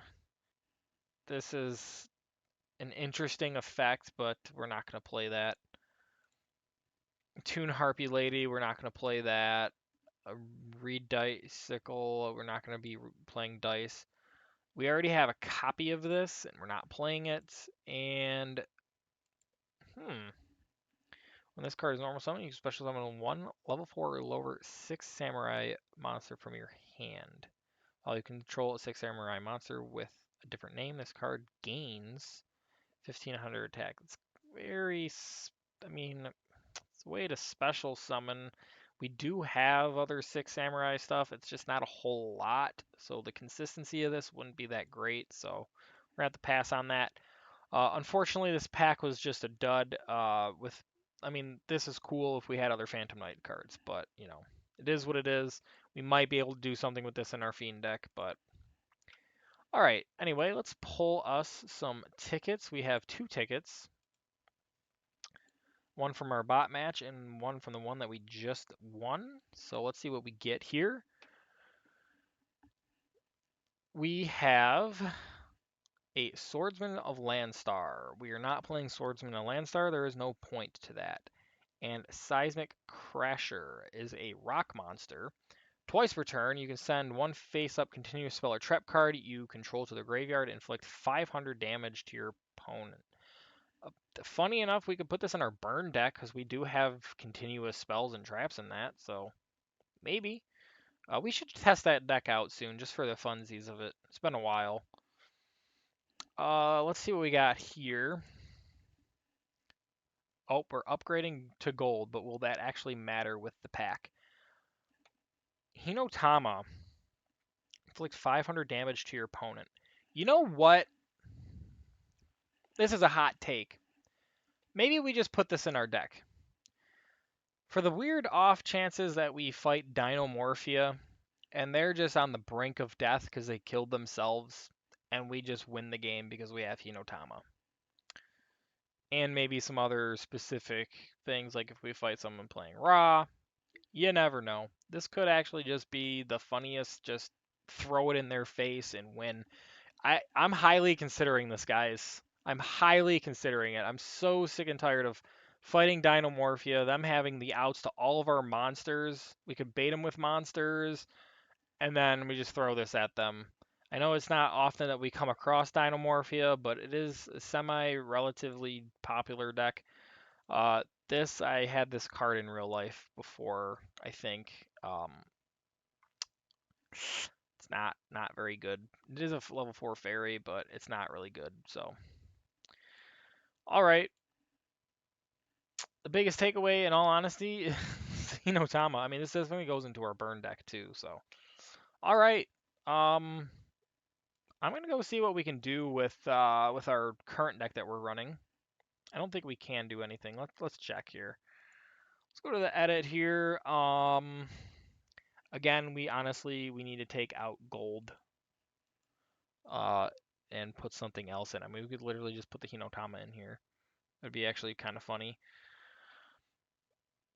Yeah, let's do it. It actually would be better than putting back the elemental saber card. So, and again, we don't really have enough six samurais to. I mean, here we have one other six samurai card. It's not worth playing because we would need this and just no. Uh, this is funny. This is actually really funny. Let's actually go to our burn deck real quick. Let's edit this. Let's see what we actually have in here. It's been a while since we've looked in here. Um, we get rid of that. Let's see. We could get rid of this. Let me do a deep dive on this real quick, and then I'll bring you guys back in. Maybe we'll play a game with this today. That'd be fun. Let me do some edit here, and then I'll bring you guys back in. All right, here is the updated burn deck. We have quite a good trap update to the deck. We didn't have this in here before. We didn't have tribute, which tribute is really big because, again, it placates off of Kickfire. Once per turn, when a face-up fire monster you control is destroyed by a card effect, place one counter on this card for each destroyed fire monster. So let's say we have a board full of fire monsters that we've built up somehow. We torrential tribute them all for this effect. This, stacks the counters for this effect for us to go off. We have this as a continuous trap. Obviously, this is a continuous trap for this card. Um, this is a continuous trap. Each player must send one card from their hand to the graveyard to declare an attack, so that stalls out our opponent. I mean, we still have some of our special summons here going on. We've added this in. Like, the burn deck has definitely been updated. We could make an argument to get rid of this now, in all honesty. Um, Here, let's go here real quick. I just thought of that. Why don't we could get rid of this, and instead of that, I mean, it is removal, right? Um, would pulling the rug be better? Possibly. Yeah, probably. Let's save that. Maybe we even get rid of a different card and put the Salvation back in. But you guys let me know what you think, if we should keep that in as a potential removal card as well. Or the selection, I should say. Let me know. Let me know if that still is a good idea. We still have Pot. This is good. We've added an Archfiend staff. Like, this is looking fairly interesting as a stall deck. So you know what? Let's go give this one go around real quick and see what we can do with it. I'll see you in the duel. All right, right out the gate, we lost the coin flip. They let us go first. So that's actually really good. We're gonna set up our back row here. Torrential Tribute, pulling the rug, and then we will summon this out. We'll pass turn here. Of course, we would really have liked to seen our Kickfire pulled. If anything, I would have rather had that than pulling the rug. But at least we have our Floodgate. So, I don't know, maybe we should put Toll Hike in some of our other decks too, because it's an interesting Floodgate. It makes our opponent have to send resources from their hand. I mean, sure, that could trigger graveyard effects, but if they don't have anything in their hand, then they can't attack us. So, I mean, it definitely works better in this deck, because we don't really, like, the strategy really isn't to attack, but it's more just to burn in every possible fashion that we can. So, but let's see what they got going on. I like this guy's name, Konami. Literally off of the old TV network that used to run cartoons on Saturday mornings. What is he playing? He's doing that. That's fine.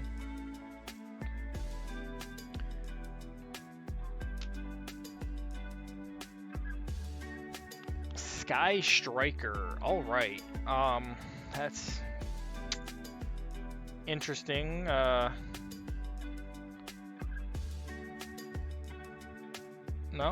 it's fine. It's fine.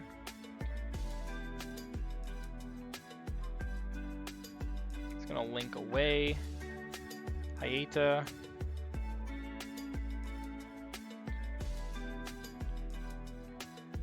That's fine.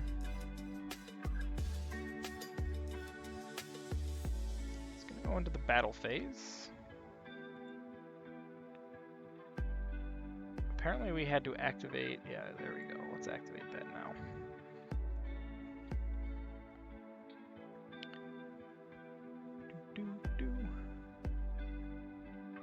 I don't know if it's going to work because they already declared their attack, unfortunately, but...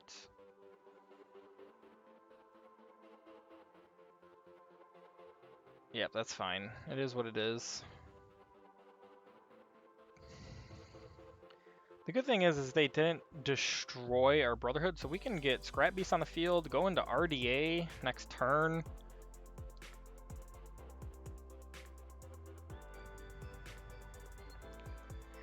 Alright, how does this thing's effect works? Target one... graveyard, sure.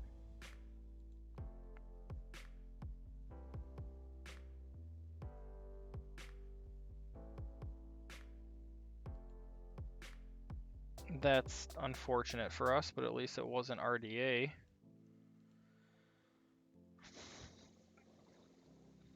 He's going to go into another link, bringing out... you know what? We're going to nuke him. We'll nuke him off the field right now, and that way he can't continuously do things.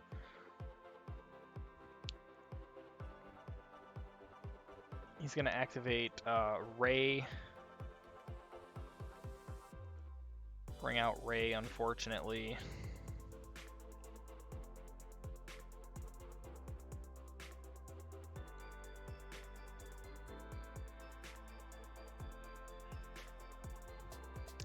I just don't think we can beat Sky Strikers with really hardly any of our decks, unfortunately.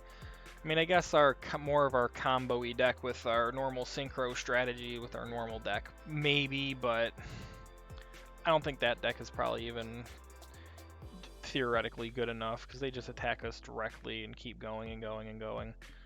We could put Ray on the top of the deck, but that doesn't really help us in any given way, shape, or form. We're going to just summon the Scrap Beast.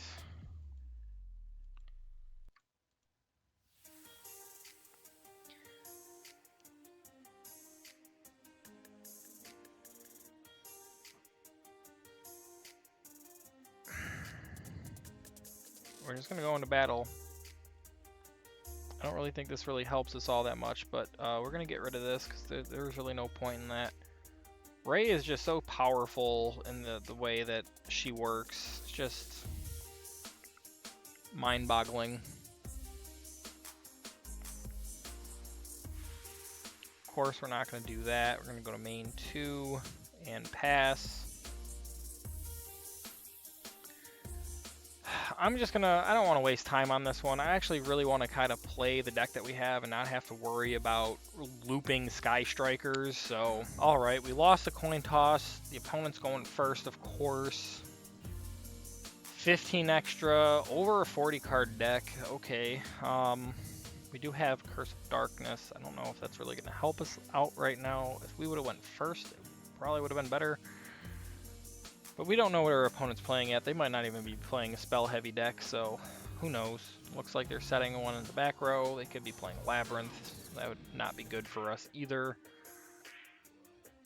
It's going to set one. Set another back row and end. Okay. Well, that's at least a little bit more of our pace, but again, they could be playing something like Labyrinth, so we got to be wary of that. We're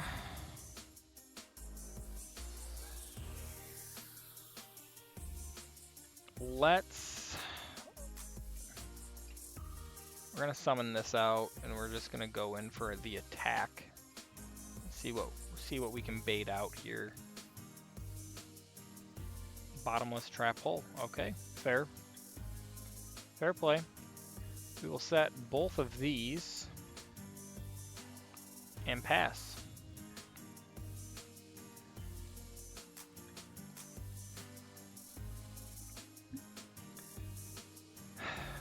At least we got a good gauge of what he could be playing. I mean, like, who else is really playing Bottomless Trap Hole besides, like, Masochist players? You know what I mean? We could be playing a Masochist right now. So that'd be actually kind of fun. See who can come out on top here. Of course, we're not playing our best deck against another Masochist player, but let's see what we can do here. The Gusto. We have that card. Actually, no, we have the smaller version of that card. We are going to activate this right now because we don't know what he's got going on back there, so...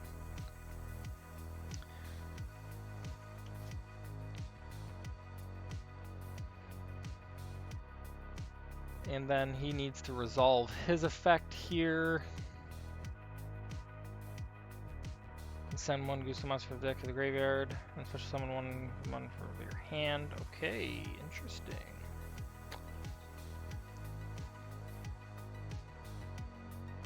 Alright. Go into a Synchro 6.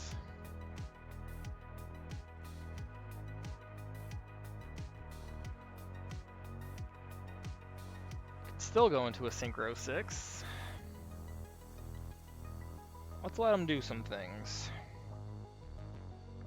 You can go into a Synchro 5, go into a Synchro 8. I don't know what... I haven't played like a full Gusto deck before, so this is kind of interesting. This definitely means more than likely we're probably not playing a Masochist player, because I'm getting a bunch of Gusto cards and getting it to be playable. Highly unlikely. I mean, it's possible. It's definitely possible, just highly improbable. He's going into a Link. And he's bringing that out, unfortunately, because we would have rather him go into a level 5 or higher effect monster, so we could have banished it. That would have been nice. But a Link is kind of detrimental to our health. He's going to hit us for 24, and then he actually is hitting us for a grand total of 3,000, so there's that. Not looking good for us here.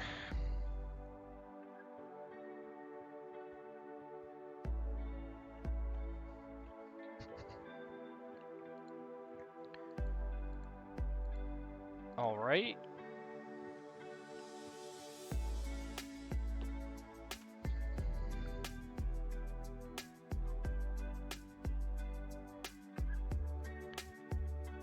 All right, what does he got going?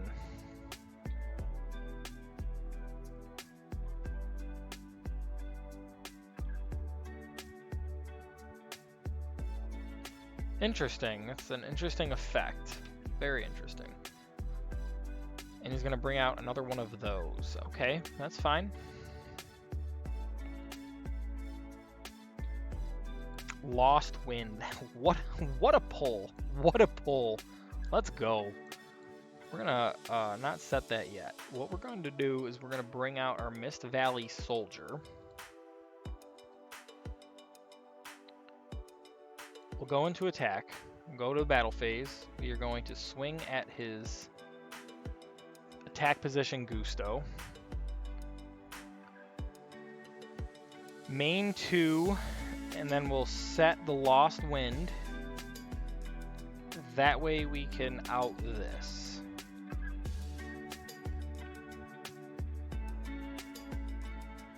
Or not, because we can't target it. I did not know that. Well, that's not good. Oh.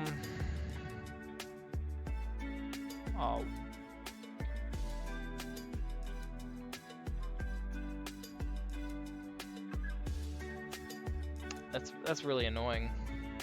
It's really annoying.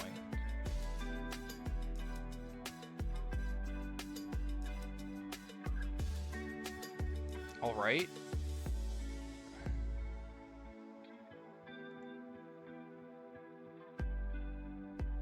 Okay.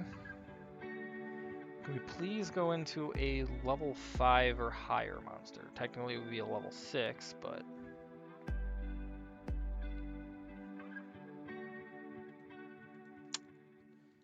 Man, a Torrential Tribute would be nice right about now.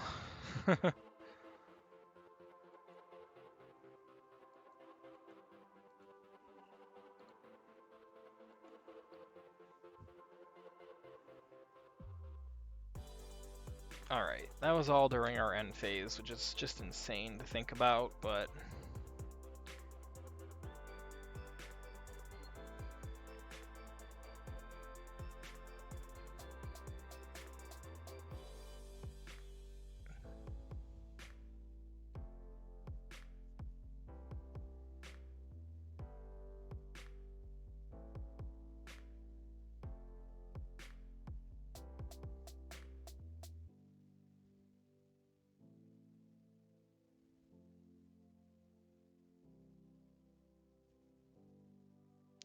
Alright, he is going to Synchro Summon,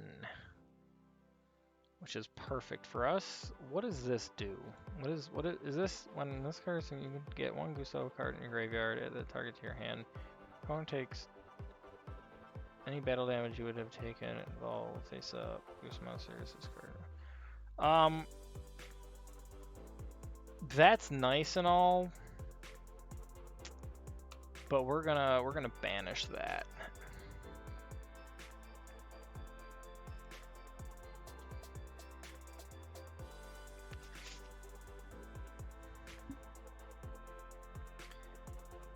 All right. First problem down. Less on his board to hit us with. That's always good. Of course, he could probably just go into another one.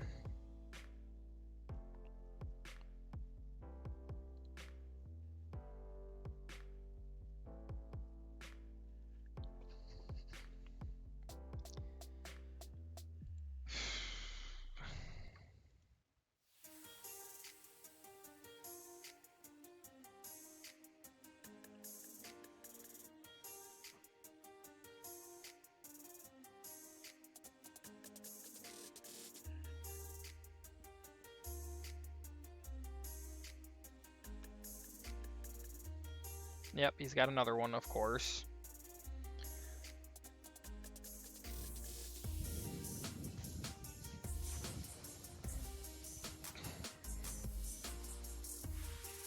Surprised that is not once per turn. But what we're going to do is we're going to Lost Wind him.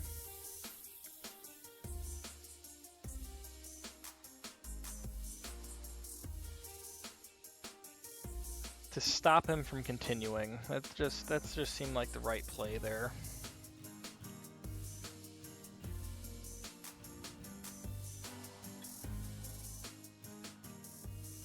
Alright, and now we get to burn them for 1,000 because of our Curse of Darkness. Very nice.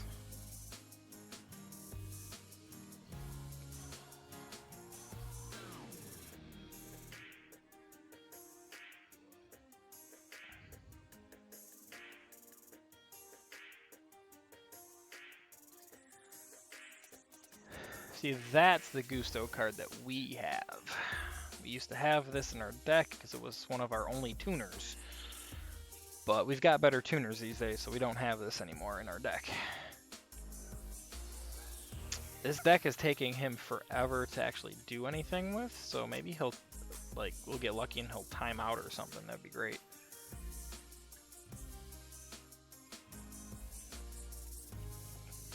Alright. Depending on what we top deck is really going to make or break us at this point, though.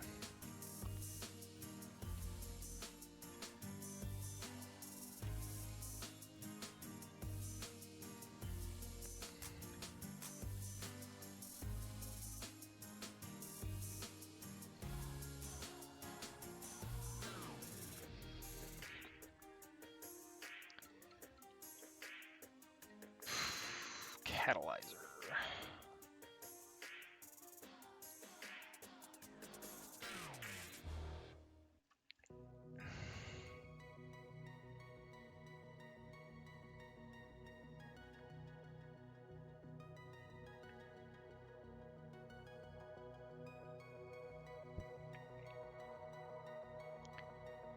Interesting. Okay, yes, we're going to activate this, reveal this, select monster from hand to special summon. We're going to special summon this,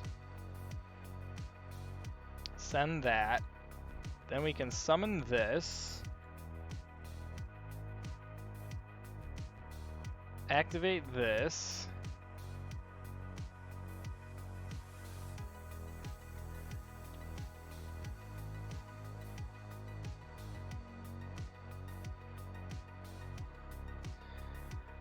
and that might just save us a turn. Main phase 2 and pass. Alright.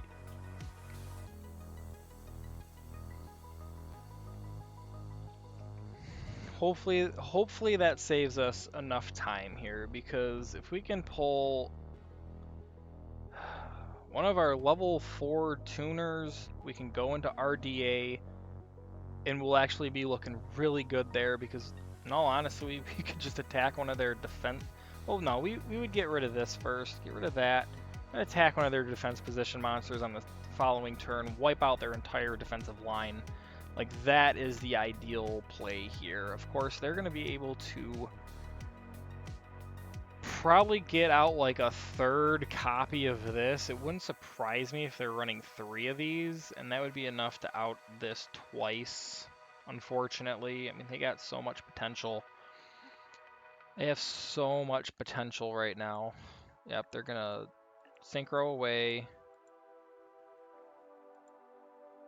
3 and 2, yep. Okay, no, they're getting this, which is still enough to out us, so. Ooh, we get the lost win back, which is nice.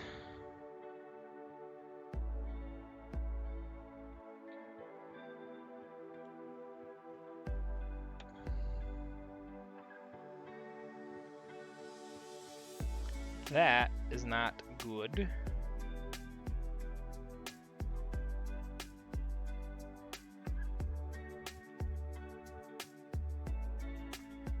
Yep, that's not good at all.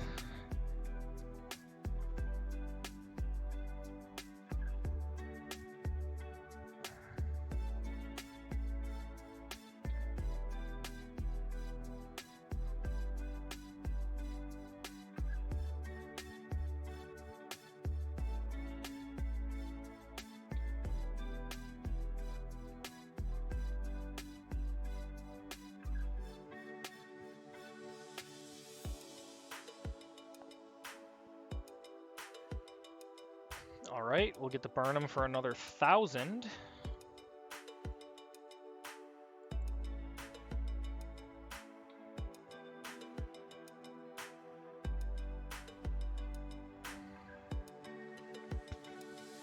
but unfortunately, that is going to mostly be the game. So, anyway, guys, that's going to be it for this episode. Thank you so much for tuning in to the action. It means the world to me that you guys clicked on the video. If you guys liked it, please hit that like button. If you are not a subscriber and you've been coming back, or if you're checking out the action for the first time and you really enjoyed what you saw here today, please hit that subscribe button. Turn on the notification bell. That way you know exactly when I'm posting a new episode. That way you never miss the action. Uh, and you can jump on the hype train. The algorithm really likes it when people tune into a video around the time of its release, and definitely within that first 24-hour time span. That is how we really started boosting our previous episode, because right before like the 2 day marker hit, people really started jumping in, and by 3 days we had hit over 800, as you saw in the beginning of this video. So far, there's been my best video so far, and I am very grateful for everybody who clicked on that video. But guys, over this weekend, I'm hoping I can sneak a quick video of the cards that we've accumulated thus far. Um, and then if anybody has an idea for a deck that we haven't built yet, and could possibly even be better than our best strategy deck that we have right now, if you want to compile a list and leave a comment of your deck list in that video, I will be sure to check that out so we can possibly have something better going forward, or just even something fun that we want to test out and mess around with. Like, it doesn't even have to be better than our normal deck. Like, if you want to see something new, I'm very much open to building a new deck just to play with for the fun. So, but anyway, guys, I've taken up so much of your time today. So until next time, guys, stay safe out there. Take care. I'm ProtoPawn. Peace.